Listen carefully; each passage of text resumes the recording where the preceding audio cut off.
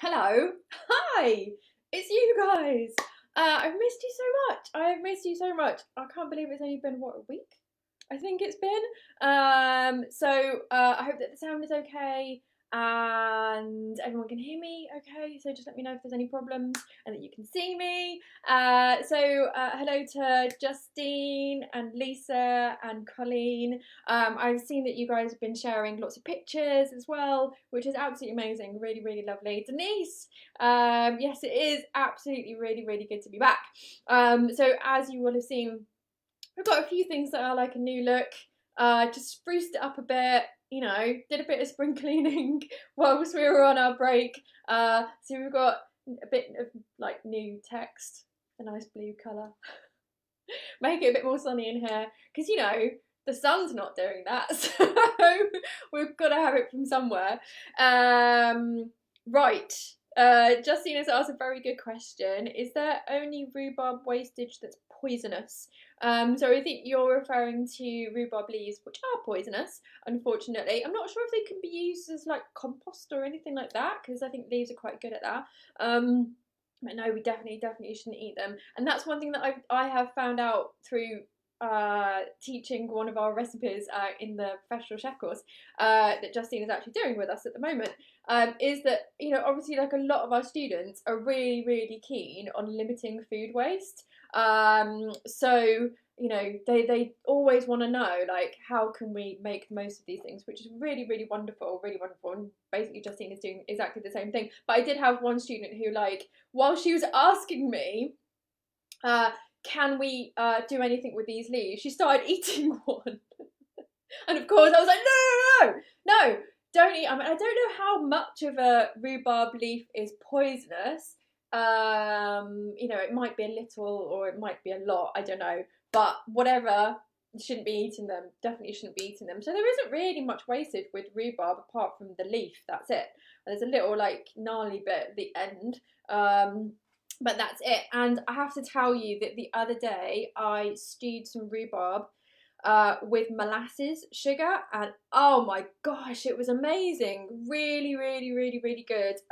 So if you guys have, like, we're just getting to the end of the season of rhubarb at the moment, but if you still have some rhubarb on the go, it sounds like Justine does, then try it with molasses or molasses sugar, and it tastes amazing. Really, really amazing, because anything that's licorice goes really, really well with rhubarb. So whether that's like fennel or aniseed or star anise, that type of thing, goes really, really well with rhubarb. Okay, so on to today's recipe. Let me just take you guys back to our lovely picture. So this is the very, very bright Thai curry that we're going to be making today. Obviously, it's quite something. Like, you're not going to miss that one at all.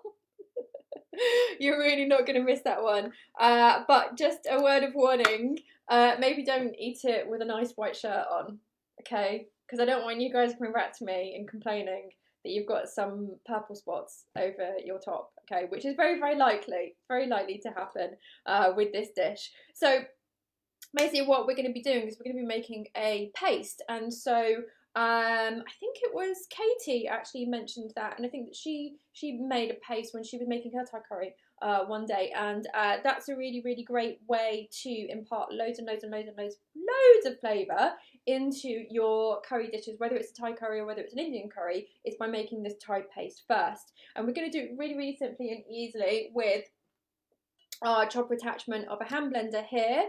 There is other ways of doing it that don't use an electrical appliance. So of course that you can use like a NutriBullet, a food processor, that type of thing. But if you don't have one of those, then it is still possible. And so what you can do is you can simply get a real fine grater. And actually we've managed to get one to show this to you guys. So this is really, really great for fine grating.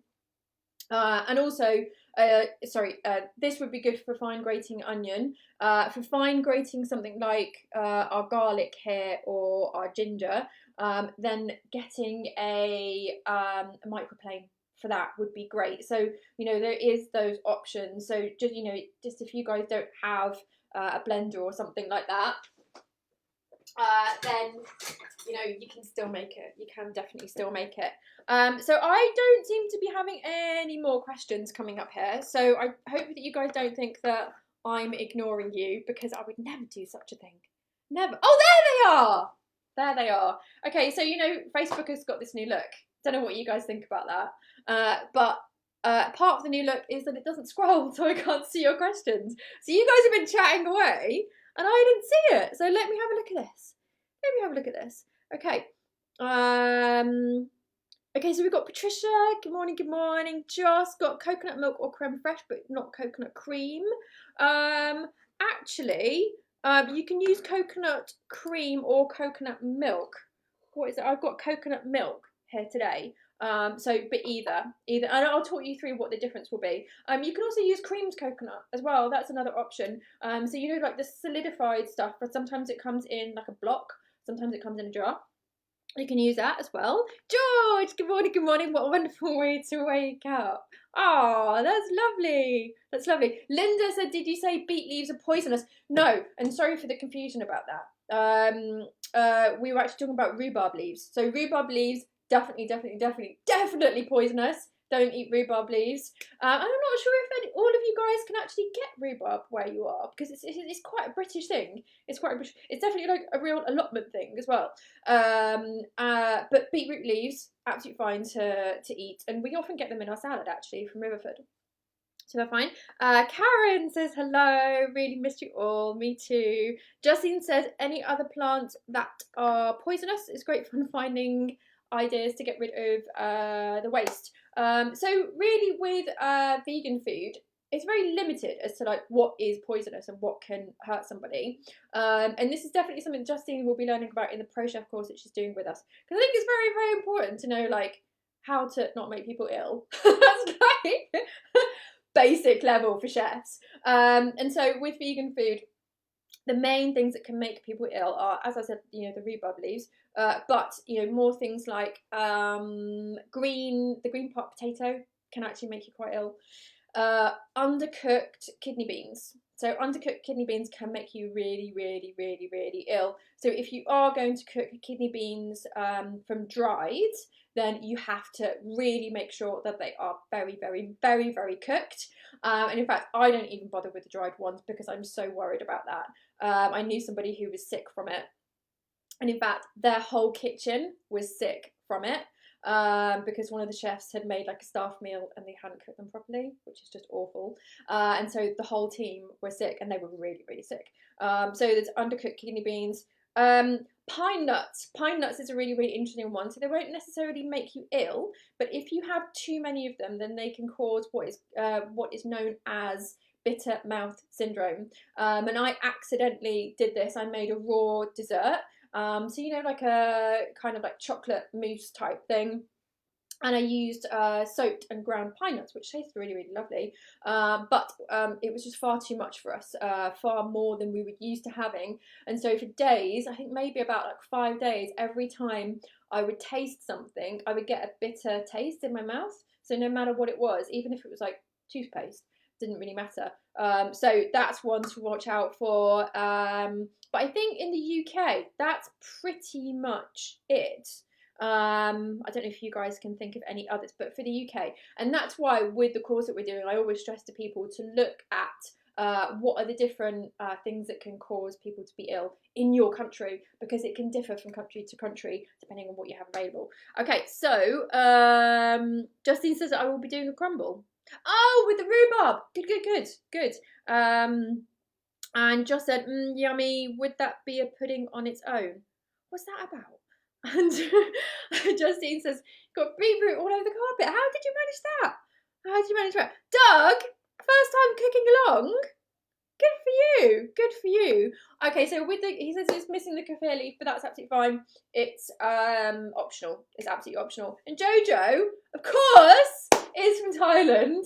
So this is I'm just gonna give like, you know, warning here for Jojo. This is like our basic version, given, you know, what we can get here in the UK, which can be a bit limited, and is in no way an authentic Thai dish. Let me just say that, okay? Right. And Denise says, yeah, we have rhubarb in supermarket. Oh, that's good. That's good. It's such an amazing thing. And Linda says, yay, that's a relief. Yeah. Beetroot leaves, absolutely fine. Rhubarb leaves, not. Okay. Paul, thank you for letting everybody know how they can share the stream. And I absolutely loved your brownies with your Tic Tacs. That was absolutely brilliant. It really put a smile on my face. Janet says, rhubarb is perennial in Chicago every spring. Oh, wow. Okay. Okay. Doug says, any news on Bo? So, Bo, who is our pup, who is going to come and live with me and Jeff and the cats.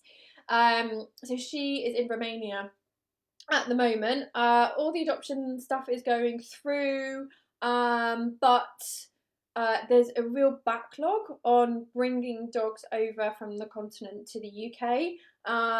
So we've just got to wait until a slot is available. So it might be, 2 or 3 months.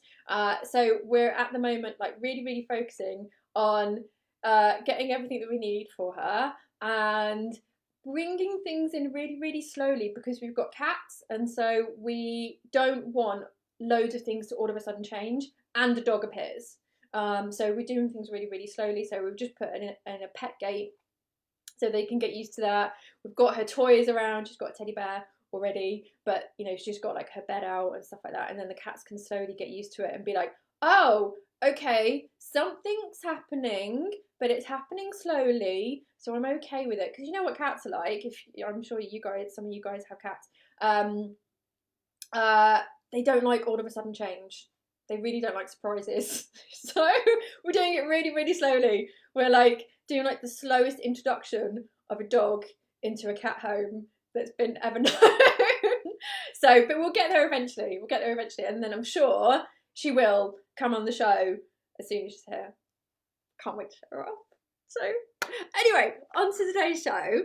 On to today's recipe, I should say. Let's get on to our ingredients. And so, by the way, you do need cooked rice for this. So I hope that you guys have actually cooked your rice in advance, because we can't wait for that, okay?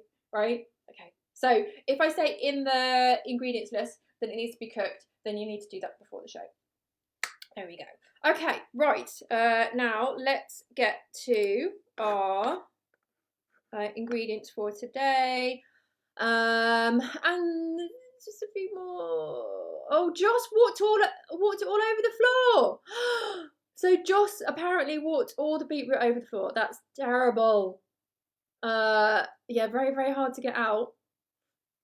Joss said, I meant rhubarb and molasses on its own would be a pudding. Yes, it would. So we had it just with ice cream. Very lovely. Very lovely. David, thank you for joining us.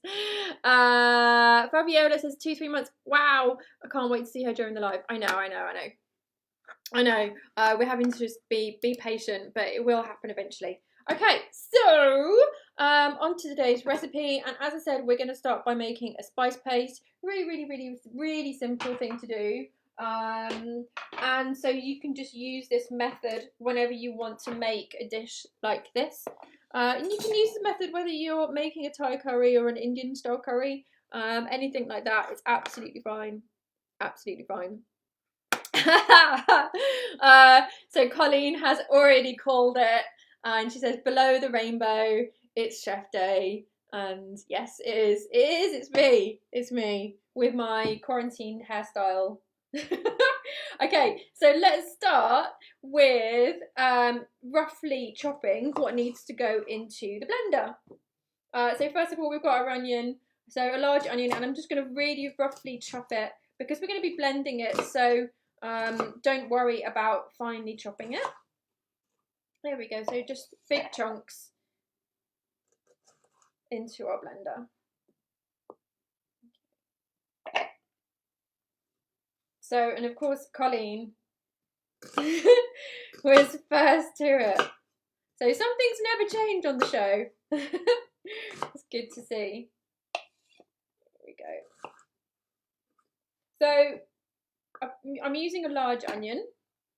So if your onions are smaller, then use a couple. But we want this for like to add lots of flavour, to add lots of depth of flavour to our dish. And then we've got our garlic.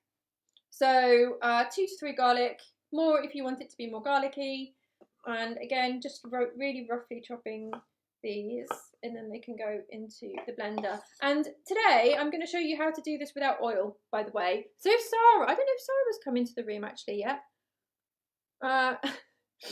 Justine says, how much frozen onion? Oh, babe, I a handful? Go for a handful. There we go. I don't think you can go too wrong with a handful. Okay. And then we've got our ginger here. So I'm just roughly chopping the skin off. It's an organic one, so I don't have to worry about pesticides in the skin or anything like that. And if there are little bits of skin in there, it's no great shakes. It's absolutely fine. There we go. And just again, roughly. So I've said, you know, around like 2 inches. I really feel like I want a lot of ginger today, so I'm going to add a bit more. There we go. And then we've got our really tiny mini bird's eye chili. If you guys want to add more, then do add more. I know Doug is a massive fan of chili, even having ghost chili, which I think is kind of insane. But there you go, each to their own chili. And so just roughly chopping that as well and popping it into our blender. I try to make sure that I don't handle the chilies very much because I'm always worried, you know, the fact that we live with cats, and if there's still like a bit on my hands when I stroke them, I get a bit worried about that. Even though I do wash my hands thoroughly afterwards, I still do get a little bit worried. And then we've got our kaffir lime leaf here. So we can just finely chop that with a knife, but this is a bit of a cheating way of doing it, just with some scissors.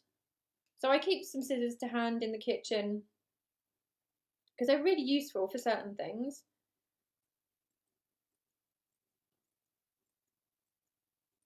And guys, you're going to have to be a bit patient with me today because the questions, or your comments, sorry, aren't scrolling up. So I've got to wait until my hand is free to actually manually scroll it.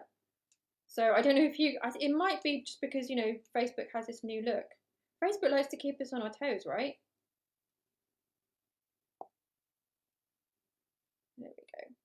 So just chopping that into small pieces, and then that goes into our blender as well. Okay, so let me see. There we go. Delisa's without oil. Yes, exactly. Elizabeth said, oh, she just finished homeschooling and will try to catch up. So actually, I'll just give you a quick recap, Elizabeth. So in here, we've got our onion roughly chopped, our garlic roughly chopped, our ginger roughly chopped, our chili roughly chopped, our kaffir lime leaf that I've just finely chopped up with some scissors, but you know, whatever you have to hand, I just find it easier with scissors. And then that's all in there. So that's all we've done so far. I nattered away quite a lot at the beginning. So, and Annie asked a really good question. She says, I couldn't get short grain rice. Would paella rice work? As the packet says, yes, it has round short grains. Yes, so any short grain rice. So paella rice, which is usually, I think, like bomma or carnaroli, like that type of rice, is short grain. And also we've got sushi rice and risotto rice as well. So actually any of those things are short grain rice, which we can then use. Actually, let me just bring my my rice right up to the camera so that you guys can see. So we want basically this, you know, fat, stumpy rice for today's dish because it's really good at soaking up flavour. And I think it goes really well with coconut milk or coconut cream. And you know, if any of you guys have travelled to Thailand and had mango sticky rice, oh my gosh, that's amazing. We should definitely do that one day. Definitely. Okay, let me just see if we've got any more questions before we carry on. I'll give other people like a bit of a chance to catch up as well, who are cooking along. Paul says, will it take long for Flo, the dog now in Romania, for her to learn English instructions? Well, it's Bo, not Flo, but she's not offended, don't worry. I don't know. I don't know if she'll just only know Romanian. I might have to get Ingrid to help me out with that. So, Patricia says, paella rice is great to absorb flavours. Yes, absolutely. Thank you for replying as well. And Karen, thank you. Oh, and Jojo said, it would also be good with jasmine Thai rice. That would be lovely. And Denise says, what could I substitute for kefir? So kefir is a tricky one because it has this fragrance to it, and also like a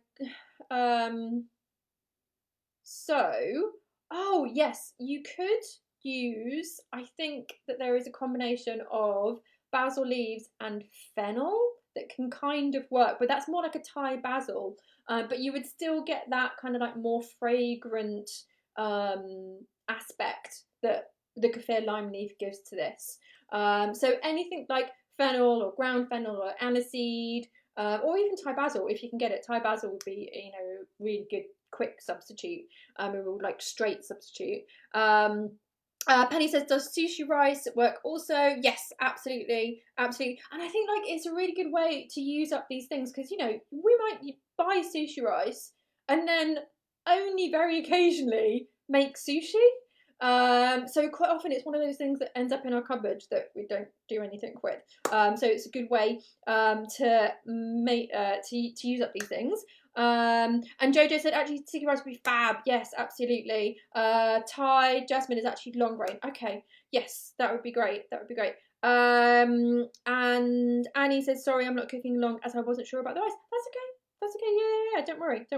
But if you guys do have any questions about the cook along before we actually do it, then do pop them in the comments. I am trying to look, but there's a lot going on Facebook at the moment. Or just ping me a direct message, and then I'll get it, and then I can clear up any questions you have about things like that, because I want as many of you guys to cook along as we possibly can. Okay, let's get back to the recipe, and I hope that anyone who's cooking along has caught up now. So in here we've got all of our bits and pieces, and we're just going to add a little bit of water to help the blender be able to blend. There we go. So I'm just going to add a splash of water. We don't want to add too much, but just enough to be able to blend this.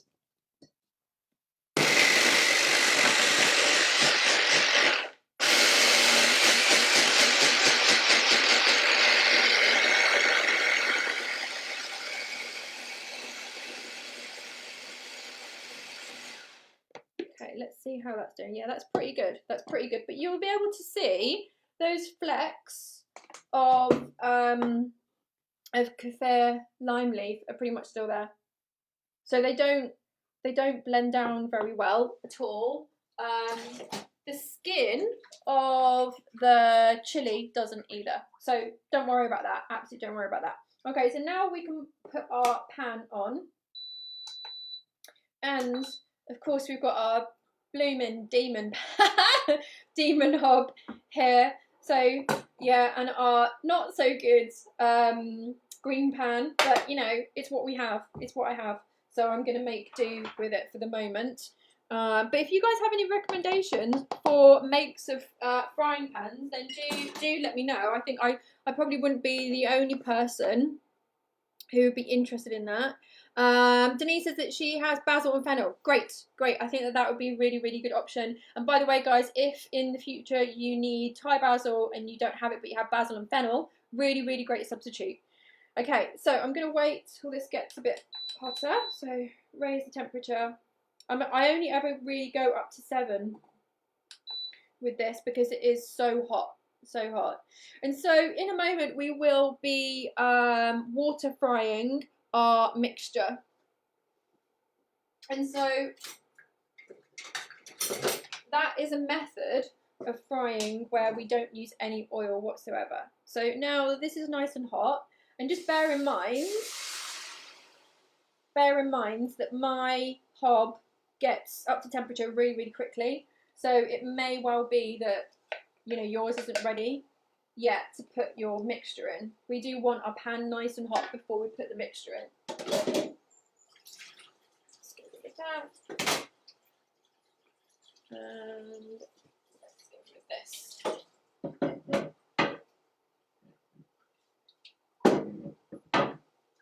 Okay, guys, right.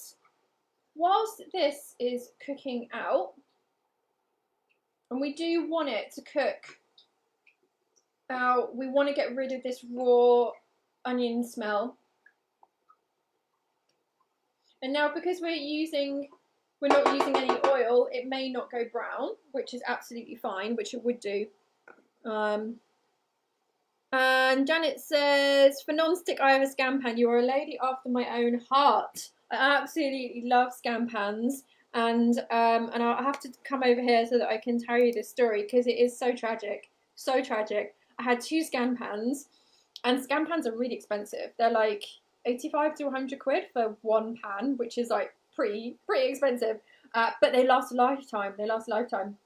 And so when I was a private chef, my client, they had Scam pans, and they decided to update them, you know, even though they last a lifetime, but you know, they could afford to do that. And so they passed on some Scam pans to me, 2 Scam pans that I absolutely loved, because, you know, like once you get something like that you're going to use all the time, but you know, like you're never going to have to replace it. It's brilliant, really, really good. And then I was living with someone, and they decided to deep fry in my Scam pans, and then they just left the oil in there for about 3 days, and it completely ruined the pans. So yeah, I know it's a really sad story. It's a really sad story, but Scam pans are amazing, really, really amazing. Okay, so Joss said, can you put in Crock-Pot to keep warm after cooking? Right. What do you mean, Joss? Can we put this dish? Do you mean? Jojo said it's making us all jealous by saying I have bushes of Thai basil growing outside my cafe. Well, that's just one more reason to come and visit you, isn't it, Jojo? Okay, so I'm going to bring you guys back to the overhead shot because the water has now disappeared, but I'm just going to keep my eye on this because I don't want it to burn. There we go. So the water has disappeared. And I've got a good spatula, a good wooden spatula here, so I can scrape the bottom of the pan. There we go. But we just want this to cook out because we don't want to have the taste of raw onion or the taste of raw garlic in our food. And by the way, I am just making this space in the middle because this is a massive hot spot in my pan. So if I put anything here, it will burn, which is, you know, super helpful. Really super helpful. And Jojo said it is very convenient to have Thai basil. It's wild there. Okay. Yeah, I would love that. I would absolutely love that. I'm actually growing some Thai basil in my garden now. So, and it's doing really well. It is doing really well. So Joss said yes.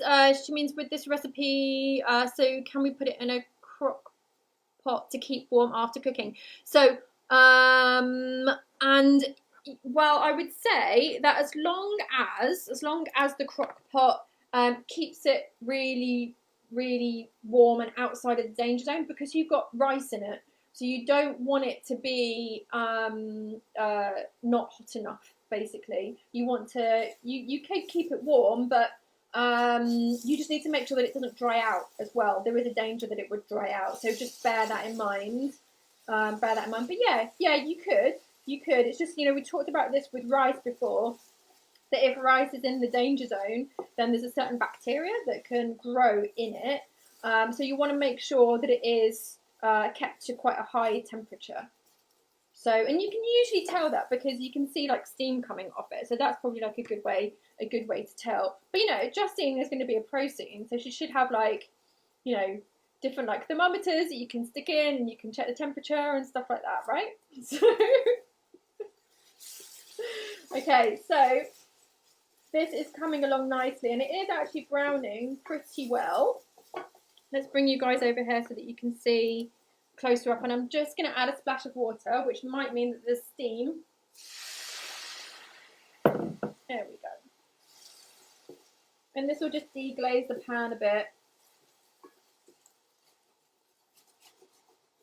There we go. But it's coming along nicely, and it's, you know, caramelizing. The flavors are changing from raw, which is what we're looking for, basically.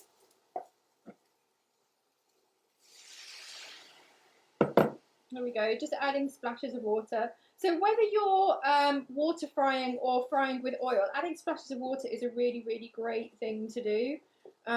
Because as you can see, like, it deglazes the pan, gets all those little bits and pieces off the bottom of the pan. But if you do cook with oil, it's a great way to minimise the amount of oil you use.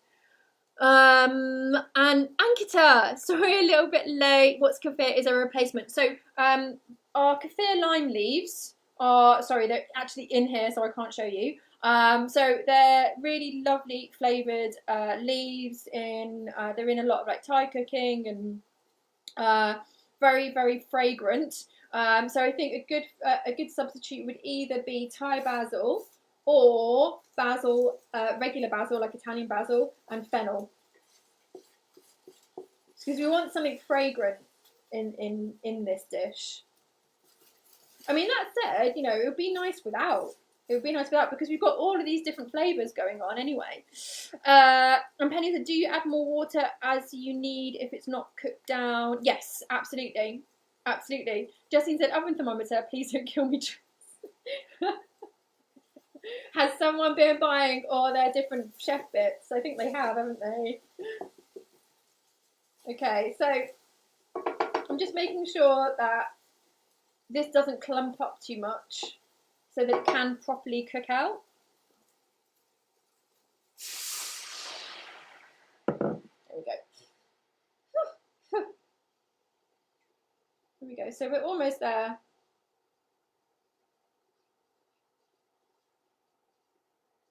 It's a shame Sarah isn't here today, actually, because, you know, she doesn't use, or wasn't using, any refined oil, so that might have changed. But okay, so once this is cooked out, then we can start to add our other ingredients. But let's just turn this down, because what I would like to do is I would like to prep our beetroot.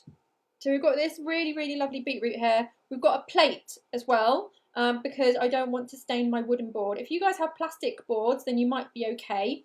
But I always use a plate for chopping my beetroot.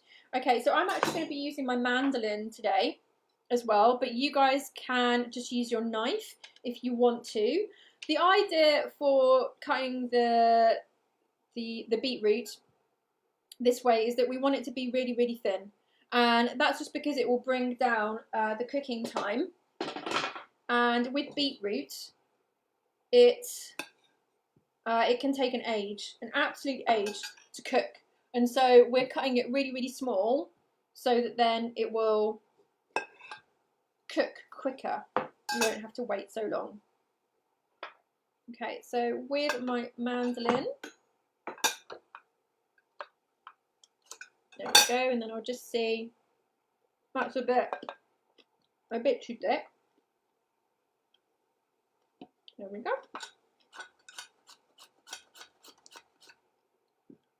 Okay, so that's as thin as I'm cutting it. Okay.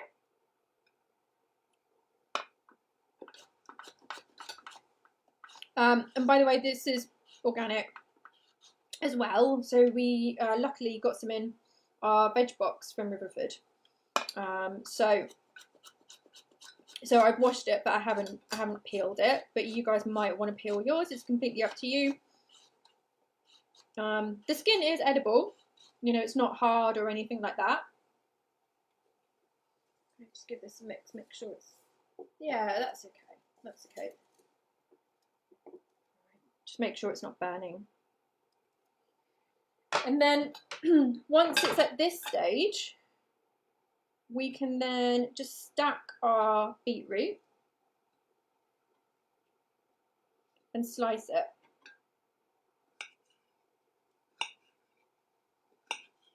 I guess one other alternative as well is that you could grate it. Oh, there we go. There you are. That's what we're looking for. You could grate it. With my grater is far too fine for it, so it would be like pulp with the grater that I've got. But if you've got, you know, a bigger grater than I have, then you could do that as an option. You'll get a bit of a workout with it, by the way, but it's definitely worth it.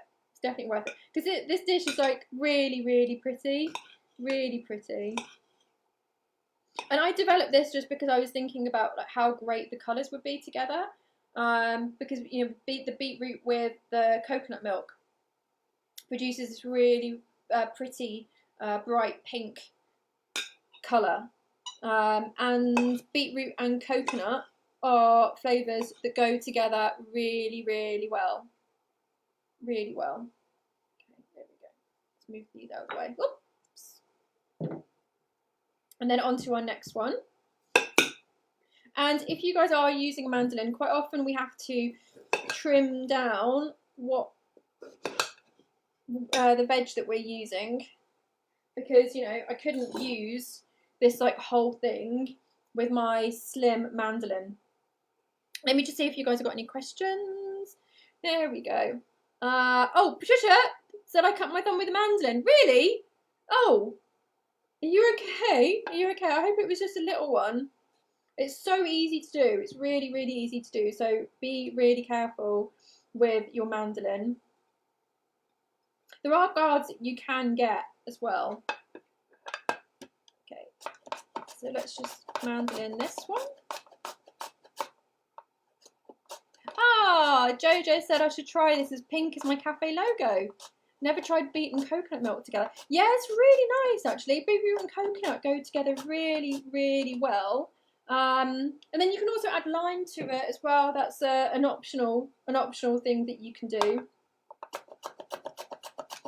And I also like putting a bit of green on top of this dish. So you'll see in the picture, I actually added some pea shoots. Some of the pea shoots that we had on our windowsill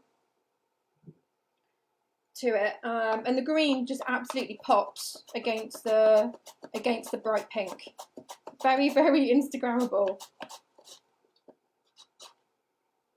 There we go. And by the way, guys who are mandolining, you know, just let that bit go. You can always use that for something else later on.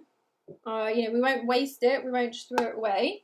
But it's always better to stop mandolining when you're not so close to your fingers or thumbs. Right, there we go. Okay, so now I can just shred that. I'm just going to add a little bit of water to my pan, just make sure that it isn't burning, but it looks like everything's okay. There we go.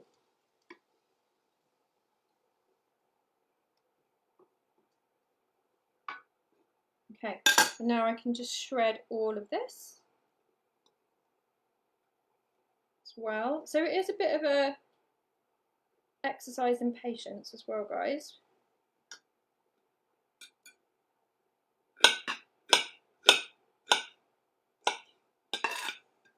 Okay, so let's see. Ian said not using a guard. Oh, yes. And Jojo says I add lime to everything here. Oh. And Penny says mandolin. And Jill said only got one beetroot. Can I use other veg as well? Yeah. I think you could. I mean, of course, like, you know, the flavour's going to be a bit different. The colour's going to be a bit different, but this is, you know, this is like a versatile dish. But I would suggest, you know, other root veg would be good.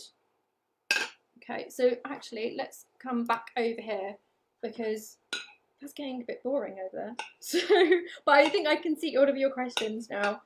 So please do let me know if you've got any other questions as we cook along. And I know that for those of you guys who are cooking along at home, this part may take a little while to do, but it is worth it. It is definitely worth it. If you guys have a food processor, I know some food processors, including things like a Magimix, they actually have a setting where you can push things through and it grates veggies as you push it through. So you know, there is always that option as well, particularly for people who have like RSIs and that type of thing, or people who are just in a rush, which is absolutely fine, which is what we mainly use them for in professional kitchens, is because everything has to be done like so quickly, that things like that are real godsends. Janet said, could you use golden beetroot?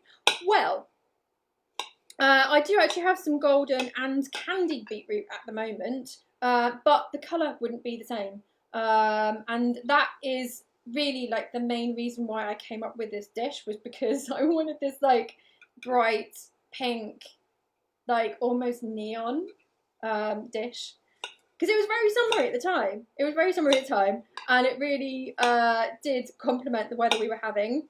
The weather we were having today, not so much. So, but you know, this is the UK. This is what happens. And Ankita says, can't we simply grate the beetroot? And said, yes, absolutely. If you want to do that, then that's absolutely fine. I prefer these very delicate shreds.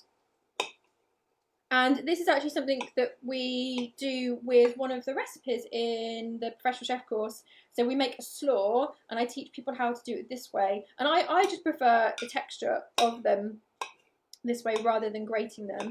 And the other thing with grating beetroot, well, red beetroot, is that if you grate it, it can really spatter everywhere. So if you've got like a white kitchen, then beware. Oh, Colin's got a mandolin horror story. I was at the food demonstration party and the chef told us at her last house party she used a mandolin, and then out it down in her crate, and the homeowner's dog came over and nicked it. Oh no, Colleen! No. Anyway, swiftly moving on. Justine said, I suggested courgettes. The only thing with that is that they might turn to mush. So you've got to be careful how long you cook it for with courgettes. And I would suggest that with courgettes, you don't grate them, you don't make them as fine as they are, because they really might just like turn to mush. Okay, right, now we can get on to the next part of the recipe. Really trying to figure out what Colleen just said. And Denise said, would love to know what other veggies I could use for variety and or seasonal variations. Okay, we will get to that in a second. Let's just get on with the next part of the recipe. We'll pop our cumin, our ground cumin, into here. Okay. And then we've got our stock powder.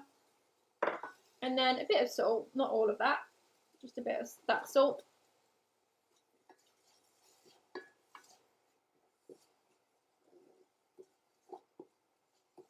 Okay, and now we've got our coconut milk or our coconut cream here. So I have used coconut cream before, and all that means is that you need to add some water to it. So if you've got coconut cream, you know, and it's a bit too thick, then you will need to add some water. And I will show you like how much liquid we need in it, because you'll be able to tell from this. So we pop all of our lovely beetroot into here.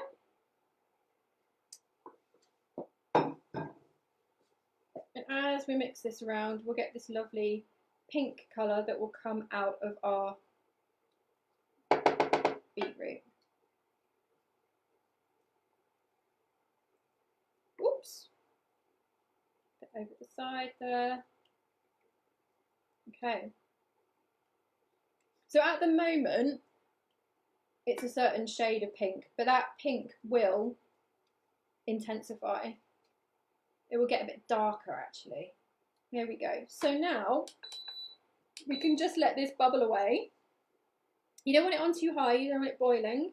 but we want it to have a little bit of a simmer, and we want it to thicken. We want it to thicken. And whilst it's thickening, it will be cooking that beetroot, because we want that beetroot to get softer and to really, you know, cook through. We don't want the beetroot to be raw anymore.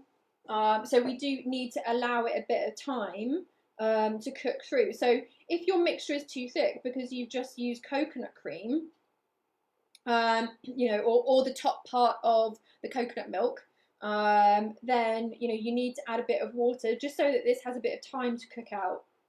So we'll bring this up to a simmer. There we go. But I'm keeping an eye on it, and once it gets up to a simmer, then I'll lower the temperature, because I just don't want it to boil. I don't want it to boil at all. Okay.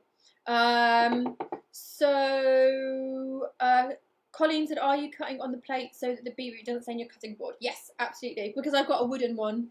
I've got a wooden one, so it will stain it. Janet says, yes, you can use a food processor, julienne beets. Yes, if you've got that setting and you've got that attachment, then yes, you can. Okay, let's bring this down. Now, there we go. Okay, and already I can see that the colour is starting to change. So it started off with like a real like Barbie pink, and now it's getting deeper, getting more into cerise, I guess. There we go. So we can just let that simmer away and thicken. It should only take like around 10 minutes or something like that. So actually we can get to some questions whilst anyone who's cooking along can ask me some questions, and also I can answer Denise's question. So she was asking about like different veg that you can use. To be honest, I think, you know, it is quite flexible, but you do just have to bear in mind the cooking times of different vegetables. So you could do, if you were going to use like other root vegetables, so things like butternut squash, carrots, you know, things like that that are quite hard, then shredding them in the way that I've done here with the beetroot is a good idea, just so that you're not waiting around forever for it to cook. You know, but if you've got more time on your hands, then you can do it in more chunks if you want to. But I think one of the nice things about this kind of like coconutty type curry is that the vegetables that's in it aren't too hard. I think if you just use like hard vegetables, hard root vegetables, and they're in chunks, then it doesn't feel so unctuous. And so, of course, you know, you could use things like peppers would be lovely in them, and courgettes. Courgettes are great with something that is saucy because they really soak up sauce. Same with aubergine, same with mushroom as well. They're great in something like this because they really soak up sauce. So I think that's like a few different options. If there's something, you would like to specifically know about whether it will go in this dish, and do let me know. And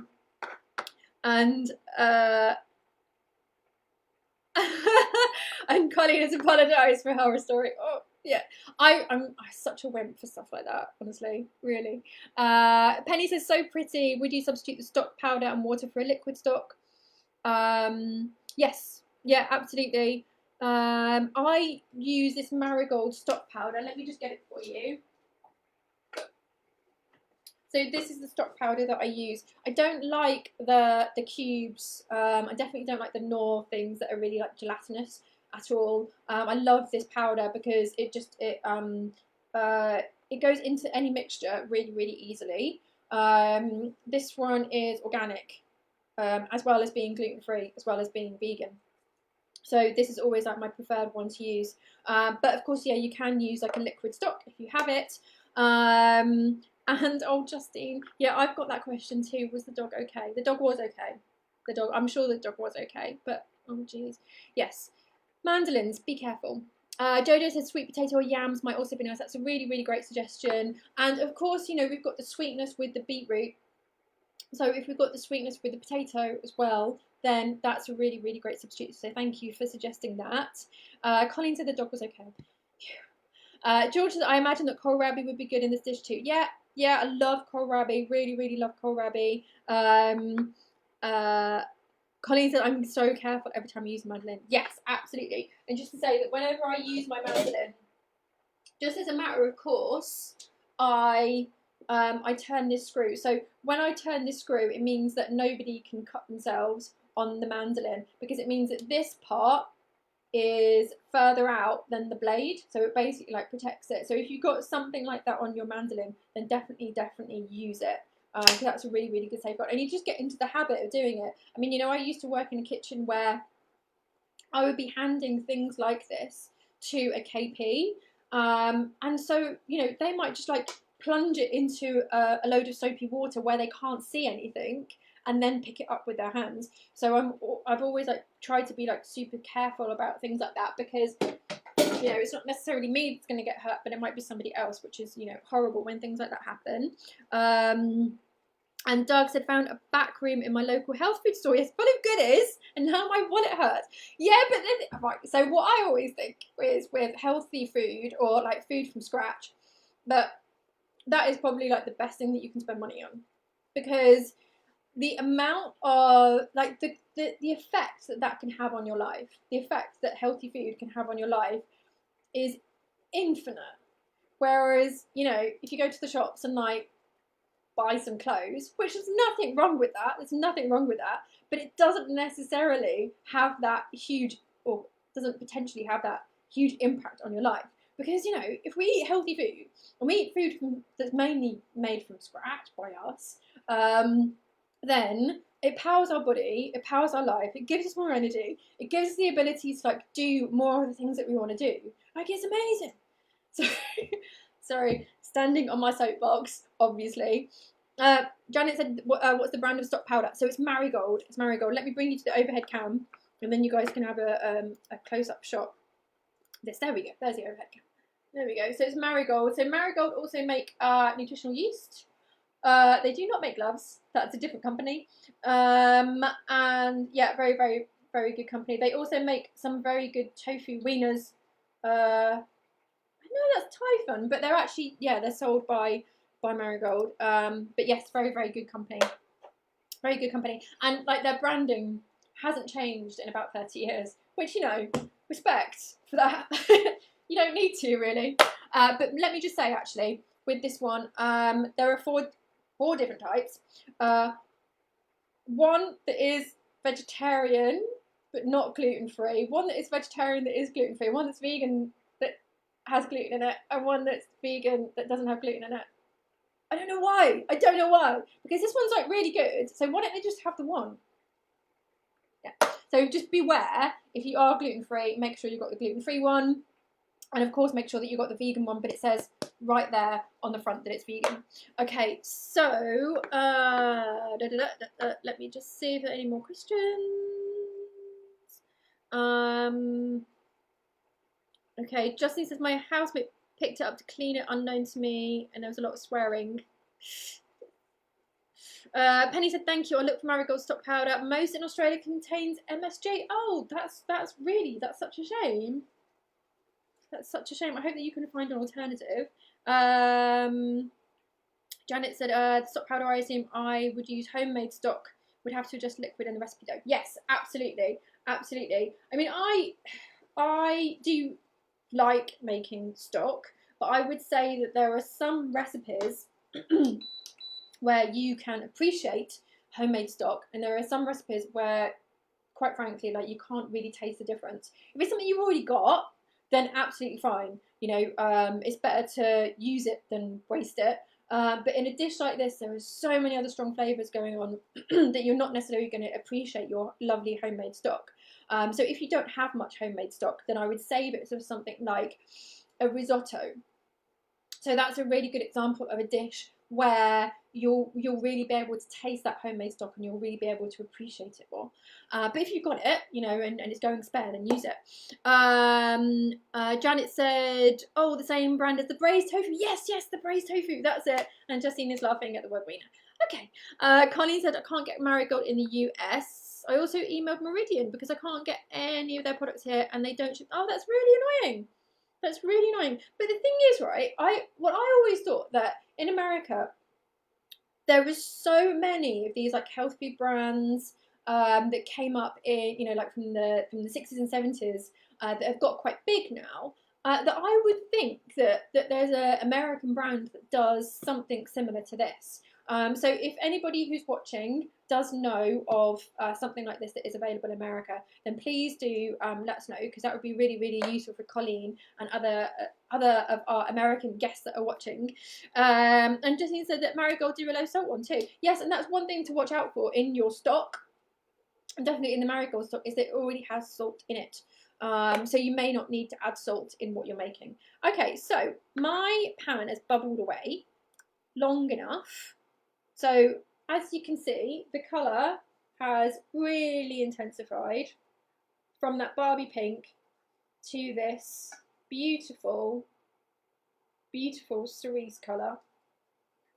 So now we can add our rice, and this is cooked enough. So that's what you want to feel. So you can just grab one of these bits of beetroot out and just give it a chew. And just make sure, you know, it's cooked enough. So you want it to be like just cooked. So, you know, it's soft enough to chew, but it's still got its structure. And now we can add our rice.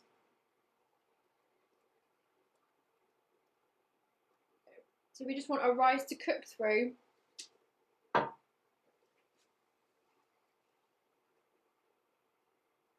And of course, some of this sauce will be sucked up by the rice.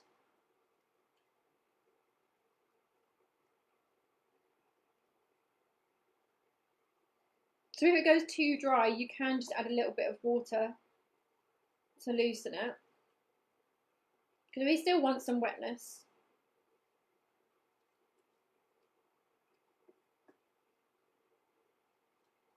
There we go.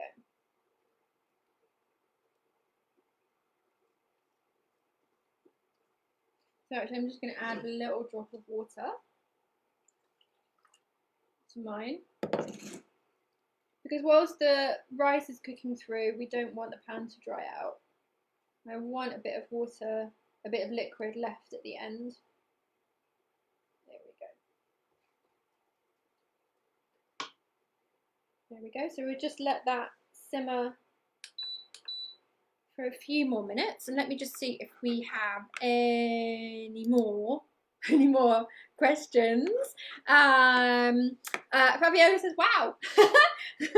Okay, so I think that's probably in response to our beautiful cerise beet Thai curry. Patricia asked a really good question. How dry does it need to be? I added coconut milk, so it's a bit runny. Yeah, I added coconut milk to mine. And it really depends on you and what you want. So I like mine to be a bit saucy. Hence, I just added a bit of water to mine because mine was drying out. But you've really got to look at like what the pan is telling you, what the food is telling you. So if it is drying out too much, and if it's drying out too much before that beetroot is cooked, then add a bit of water. But if you want it to be less runny, Patricia, then you can just simmer it for longer. Just simmer it for longer, and then it will thicken and it will evaporate a bit and thicken. So yes, yeah, you can just let it simmer for a bit longer. Colleen said I did eventually find one. Took about 2 months to find. Oh my gosh, Orrington Farms. Okay, vegan and gluten free. Okay, well that's a really, really good tip, because if anybody else from America does ask about an alternative for our Marigold stock powder, then that's I will try to remember that. I will really try to remember that. And what I was going to say was, oh yes, so Colleen, is it like a powder like this one, or is it in cubes, or you know, that type of thing? Because it would be great if it was just like this one but American. That would be fantastic. And oh yes, Janet said, Colleen, would you please post the link? Yeah, so if you could pop a link into the community hub, that would be great. That would be really, really good. And Denise said, surprisingly not too hard to get vegan ingredients in Georgia. If unobtainable, I visit Asian food stores who have copious supplies. Order for good old Amazon. Yeah, that's really, really useful. Really useful. And Fabiola says, yes, such a beautiful pink. It is a really, really beautiful pink. Okay, so this is nearly done, nearly done. So anybody who's cooking along at home, I would really, really like to know how you're doing. So please do let me know in the comments, because I would really like to see, I'd really like to know how it's going. And of course, I would really like to see your finished dish. But I'm going to have to wait until you guys take photos of it before you eat it. And post it in the community hub, which would be great, which would be really, really great. Okay, so I think I'm ready to plate mine now. So let me just grab a decent spoon, just spoon this into my dish so I can pop this off now. And come over here, there we go. There we go.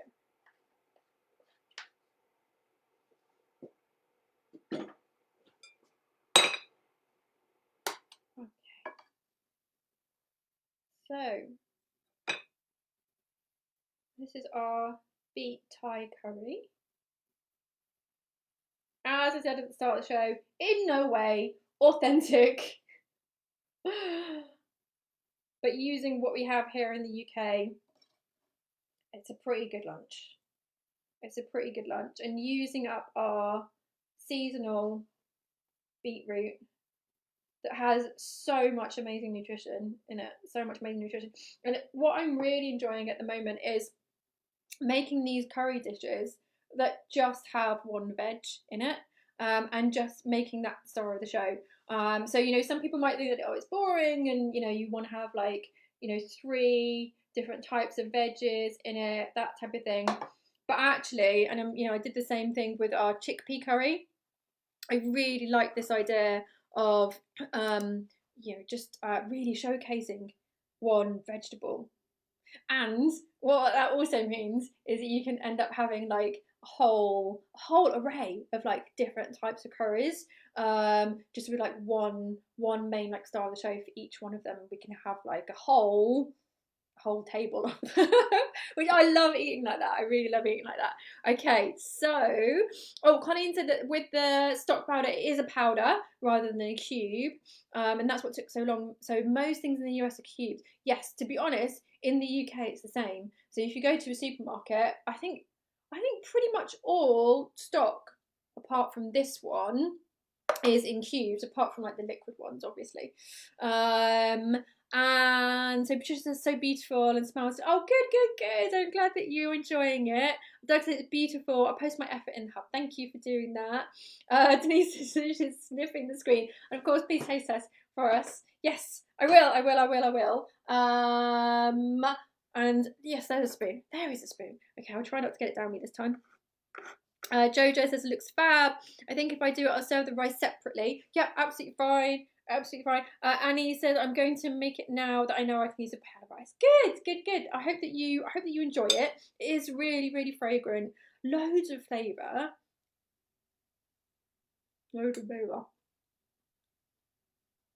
I absolutely adore cafe lime these.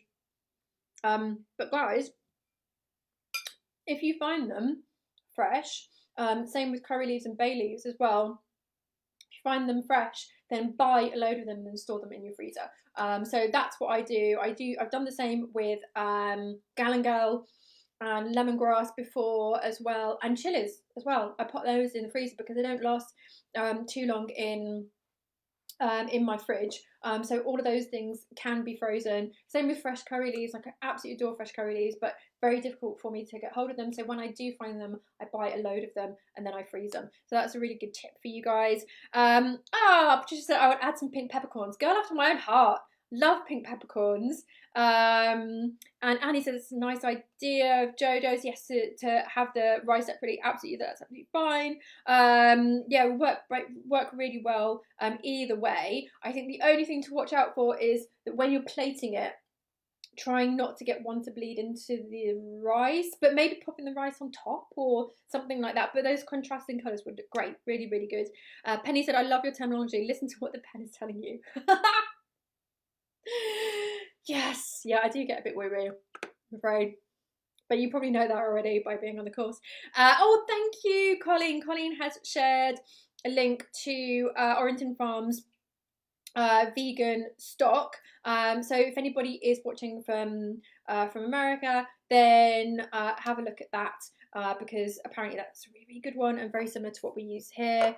So Joe said we serve out rice in a separate. Oh, of course, of course.